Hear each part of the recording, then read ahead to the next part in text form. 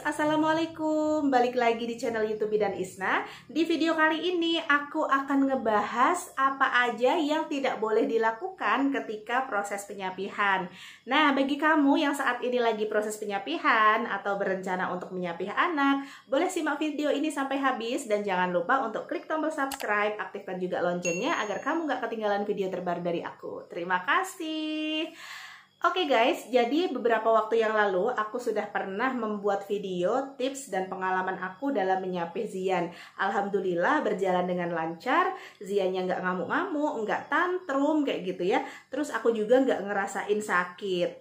Nah, jadi guys, ada beberapa hal yang tidak boleh kita lakukan saat proses penyapihan.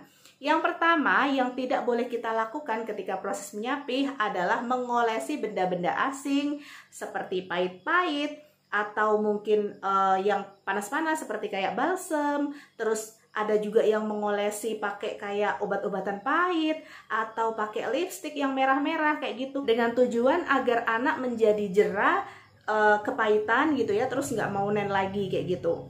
Ternyata hal ini tidak benar loh guys. Kenapa? Karena gini, kalau misalkan kita mengolesi sesuatu, iya kalau itu tidak berbahaya pada anak. Kalau misalkan itu berbahaya, contohnya si anak alergi sama pahit-pahit, atau mungkin anak itu alergi sama balsem, atau kalau kita ngolesin obat sirup yang pahit terus dia minum dan ternyata dia alergi sama obat itu, nah itu bisa menjadi permasalahan yang lainnya kayak gitu. Bayangin aja kalau seandainya anak kita alergi, itu bisa merah-merah, gatel pada bibirnya.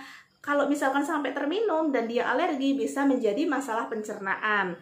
Nah, oleh karena itu sebaiknya hindari mengolesi sesuatu benda asing pada nen kita. Selain itu, dengan cara mengolesi hal-hal tersebut, contohnya kayak mengolesi lipstik, terus kita berbohong pada anak, bilang nennya sakit, berdarah, kayak gitu, itu bisa merusak kepercayaan anak sama ibunya. Kenapa? Karena gini, anak kita itu sudah nen dalam waktu yang lama, dan dia merasakan rasanya baik-baik saja, rasanya manis seperti itu. Kok tiba-tiba sekarang berubah dan nggak seperti biasanya? Pikiran anak bisa jadi mikir kalau kita memberikan sesuatu pada nennya dan membuat pahit atau membuat panas sehingga dia nggak mau nen lagi. Nah, itu pikiran anak. Sehingga menyebabkan si anak ini nanti akan curiga sama ibunya dan dia mulai ada rasa tidak percaya pada ibunya. Jadi jangan sampai kayak gitu ya guys. Yang pertama, harus hindari menggunakan oles-olesan apapun itu. Iya, kalau misalkan nggak berbahaya sama anak. Kalau misalkan sampai bahaya, alergi, dan bisa bahkan menjadi permasalahan yang lainnya kayak gitu kan. Kemudian, yang kedua, yang tidak boleh dilakukan ketika proses penyapihan adalah marah pada anak. Pada saat proses penyapihan, itu memang normal kalau anak kita itu ngerasa kayak protes, nangis, ngamuk, tantrum gitu ya. Itu hal yang normal dan hal yang wajar aja. Karena bayangin deh kamu misalkan kita suka makan bakso, terus tiba-tiba kita nggak boleh, ada peraturan kita nggak boleh lagi makan bakso. Pasti ada rasa di dalam hati kita kok kesal, kok kayak gini gitu, kok kesal, dan akhirnya kita sebel kan. Nah, seperti itu. Jadinya si anak ini sama juga seperti itu. Yang tadinya boleh nen kok tiba-tiba di stop, nggak boleh kayak gitu. Pasti dia akan merasa kecewa, merasa sedih, merasa kesal kayak gitu. Ditambah lagi kalau misalkan kita marah sama dia ketika dia memberontak, kita tambah marah. Ketika dia tantrum, kita tambah marah. Nah, si anak ini nanti akan menjadi tambah ngamuk dan emosinya bisa meledak-ledak guys. Oleh karena itu, jangan sampai kita marah, bahkan kita menggunakan kekerasan fisik, entah mencubit, entah apapun gitu ya. Itu jangan sampai seperti itu.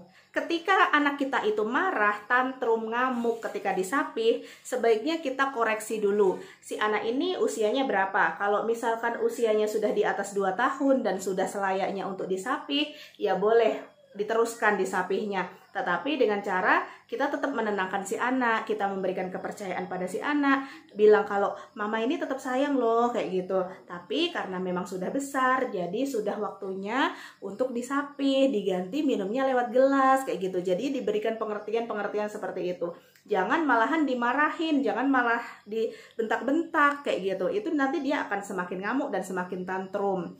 Tapi kalau misalkan usia dia belum sampai 2 tahun, misalkan usianya masih 1,5 tahun, terus kita sudah mulai mencoba untuk menyapih dan ternyata dia ngamuk, hentikan proses penyapihan, lanjutkan untuk memberikan ASI. Karena itu tanda bahwa si anak belum siap untuk disapih. Ketika si anak belum siap untuk disapih, biasanya akan terjadi penolakan pada si anak dan ekspresi anak itu dia akan ngamuk, akan tantrum seperti itu. Itu merupakan ekspresi dia itu mengekspresikan bahwa dia nggak setuju dengan tindakan kita kayak gitu. Nah, sebaiknya bangun komunikasi yang baik antara ibu dan anak agar si anak ini bisa mengerti. Itulah pentingnya mengapa kita perlu mempertimbangkan usia anak, kesiapan anak dalam proses penyapihan. Kalau misalkan memang dia belum siap, jangan dipaksa. Tetapi kalau memang dia usianya sudah besar, sudah di atas 2 tahun, sebaiknya diberikan pengertian, terus pokoknya diberikan kepercayaan, meskipun gak dan lagi, mama tetap sayang sama kamu kayak gitu. Pokoknya dijelasin aja kayak gitu. Lama-lama dia pasti akan ngerti. Yang ketiga, yang tidak boleh kita lakukan ketika proses penyapihan adalah mengabaikan tangisan mereka.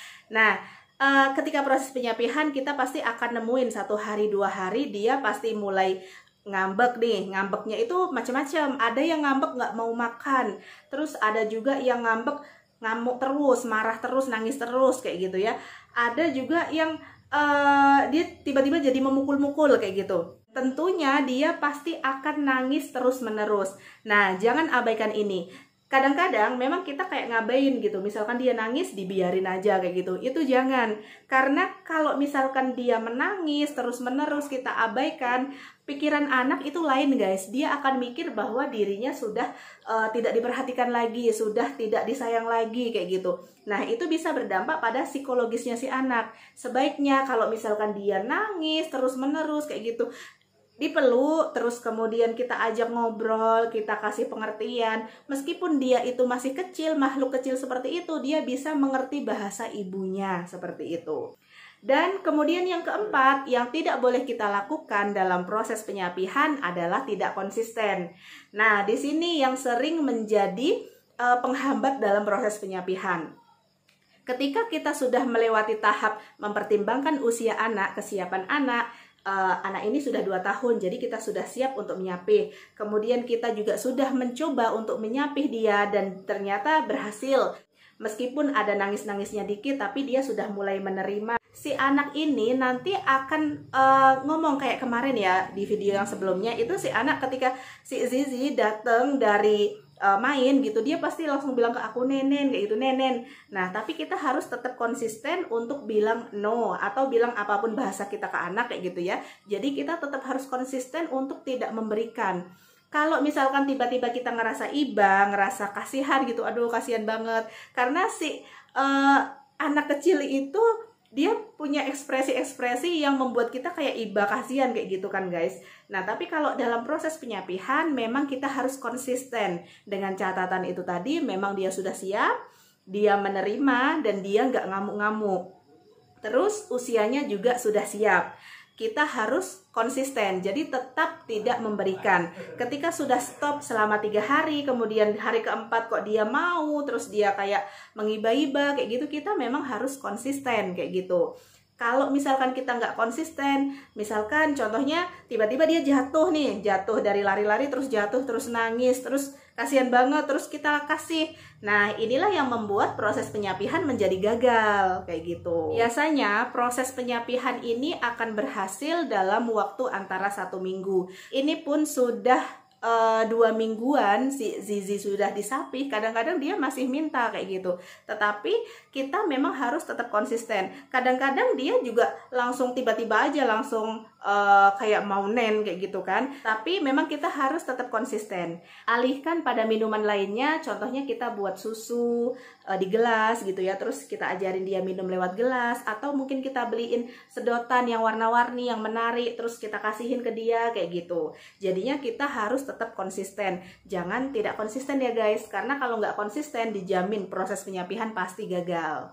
Kadang-kadang kenapa si ibu ini nggak konsisten juga dalam proses penyapihan itu terkendala pada si ibunya sendiri. Kalau mungkin si anak itu sudah rela, sudah nggak ngamuk, tapi kemudian tiba-tiba dia minta dan ternyata si ibunya ngerasain sakit pada payudaranya, kemudian ibunya juga ngerasain bengkak kayak gitu kan. Salah satu cara mengatasinya memang dikeluarkan dan dikasih lagi kayak gitu. Tetapi percayalah kalau misalkan kita ngasih lagi itu bakal gagal proses penyapihannya. Sebaiknya kalau misalkan kita ngerasain sakit, kita ngerasain bengkak, itu kita kompres. Boleh kompres dengan air dingin, boleh juga dikompres dengan kubis yang dicelup di air kemudian dikompres seperti itu.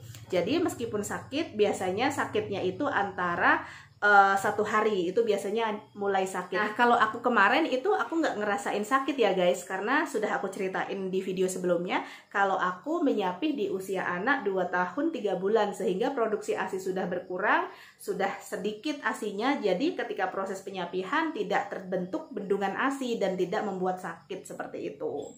Oke guys, mungkin itu aja yang bisa aku sampaikan. Terima kasih sudah tonton video aku. Jangan lupa untuk klik tombol subscribe, aktifkan juga loncengnya agar kamu gak ketinggalan video terbaru dari aku. Terima kasih, semoga informasi ini bermanfaat ya. Wassalamualaikum, bye-bye.